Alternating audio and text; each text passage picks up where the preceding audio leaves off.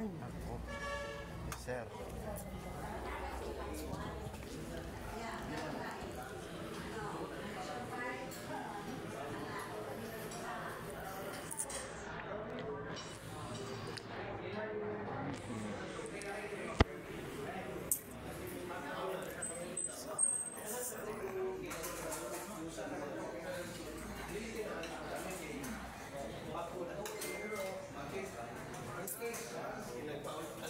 Mabuhay, mayong udto sa tanan natong followers. Ako si Alexis Fernandez, taga Davao City.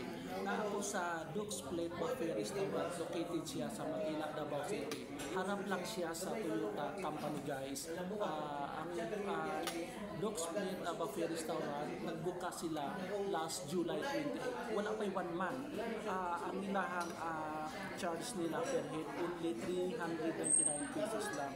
Daghan sila menus, daghan sila mga dessert, juices.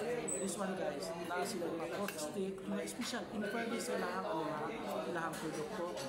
Biryani, namin kayo taste. May beef sila, may pork stick, may BGs, this is BGs. Very yummy, guys.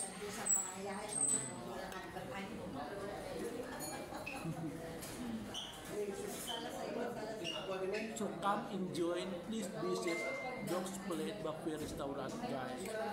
Thank you everyone and God bless us all.